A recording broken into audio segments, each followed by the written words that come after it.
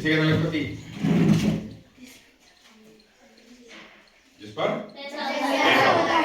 आप पर पैसा किसी पर नहीं है ना, आप पैसे वाले हो। मेरी जेब में 170 रुपए हैं। कितने? 170। तो पैसे वाला हो गया मैं। पैसे मेरी जेब में, क्या हो गया मैं? पैसे वाला। तो मैं क्या हो गया? सही है। 170 रुपए में तो बहुत कितने? 150, 200, कितने कितने बहुत कितने होने चाहिए कि वो बन जाऊंगा मैं? हाँ, ये क्या कह रहा है बता। हाँ बताओ साहब। कम से कम कितने होने चाहिए बता। लाख 2 लाख क्या पैसे? लाख 2 लाख पैसे होंगे तो मैं क्या बन जाऊंगा? पक्का? चलो देखिए, चेक कर लेते हैं। हीरो में कितने पैसे होते हैं? 10 रुपए में, 100 रुपए में, 10,000 है, 1000 रुपए में है 1 लाख। यदि किसी पर 1 लाख पैसे हैं, इसका मतलब 1000 रुपए हैं।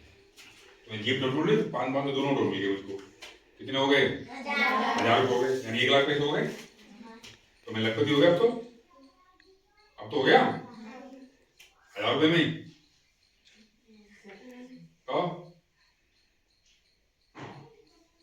आपने देखा 1 लाख पैसे किसी पर हैं तो लखपति हो गया। 1 लाख पैसे मतलब हुआ 1000 रुपए। 1000 रुपए है मेरे पास, तो मैं क्या हो गया? सही है। असली क्या बात है, रुपए पैसे नहीं पड़े हैं। मित्र को देख रहे मैं गणित पढ़ा दूं। लखपति का होता है 1 लाख रुपए, पैसे नहीं। यानी 500 रुपए की 2 गड्डी किसी पर है तो वो लखपति है। या 1 लाख के मूल्य का कोई सामान है, जैसे किसी पे प्लॉट है, दुकान है, मकान है, खेत है, तो वो भी क्या है?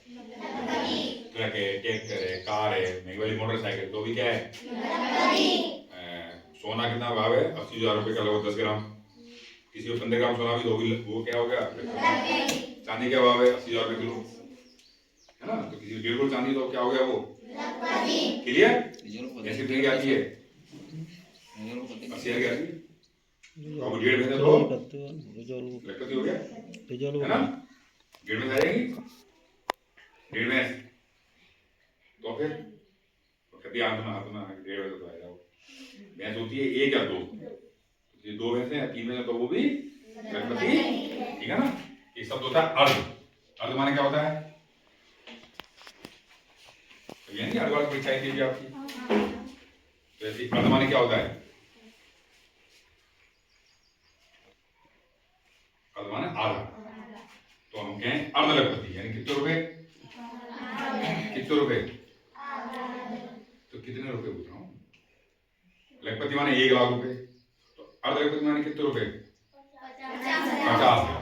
कितने? 50,000। तो ये जो परीक्षा है NMMS, इस परीक्षा को यदि आप अच्छे पास नहीं होना है, अच्छे नंबर से पास होना है, अच्छे नंबर से पास करोगे तो सरकार आपको लगभग अर्ध लखपति बना देगी। तो इसके बारे में आपको बताना है या नहीं बताना है? मतलब बनना चाहो तो बताऊं, और नहीं बनना तो बिना बात बताऊं। मैं भी टाइम वेस्ट करूँ, आपका भी टाइम वेस्ट होगा, घर वाले गाली देंगे कि फालतू में वो कर रखा है, हमको परेशान कर रखा है। बोलो बताना है क्या? कितने बच्चे जाने हैं? जानना वो चाहते हैं, सब जानना चाह रहे हैं ना। चलो समझे इसको। इस परीक्षा में आवश्यक है कि सरकारी स्कूल में कक्षा 8 में अध्ययन होना चाहिए। तो पढ़ी रहे कक्षा 8 में आप लोग सरकारी स्कूल में, ठीक है। दूसरी शर्त है सरकारी स्कूल से ही कक्षा 7 पास करनी है, कम से कम 55% नंबर, ठीक है।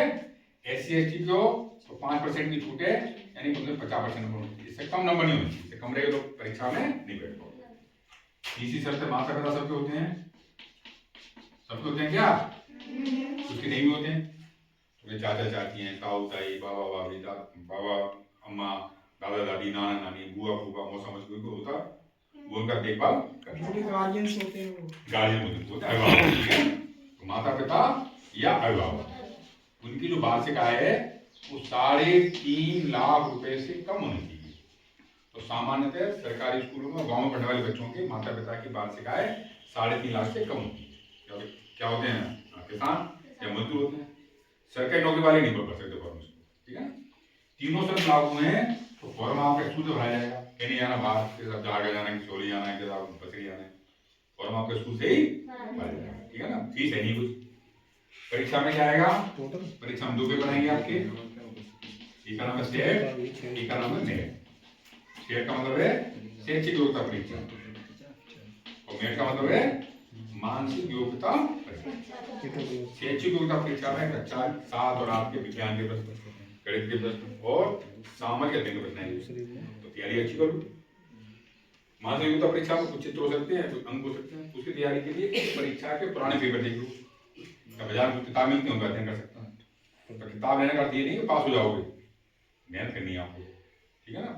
दोनों ही पेपरों में 90-90 प्रश्न आएंगे, ठीक है। प्रत्येक प्रश्न का एक अंक है, 90-90 अंक के पेपर हो गए और समय मिलेगा आपको हल करने के लिए 90 मिनट का आपको समय मिलेगा। 21 में से 20 90 कितने हो जाएंगे, 100 कितने घंटे, 3 घंटे पेपर हो गया और आधे घंटे पहले एग्जाम रूम में बैठना पड़ेगा आपको, तो 7 घंटे हो गए। जहाँ भी सेंटर पड़ेगा आपका, बसरी सेंटर पड़ेगा आपका, मान लो 10 बजे पेपर है, 9 बजे पहुंच जाओ, 9:30 बजे अपने रूम में जाके बैठो, में आप आसानी से अच्छे नंबर आएंगे। तो अपने धौलपुर जिले में कोटा है 366 बच्चों का, इतने बच्चों में 3 नंबर आ गया आपका, तो सरकार आपको सरकारी स्कूल में कक्षा 9 से 12 तक पढ़ने पर 1000 रुपये महीना देगी। तो कक्षा 9 से 12 तक कितने वर्ष हो गए,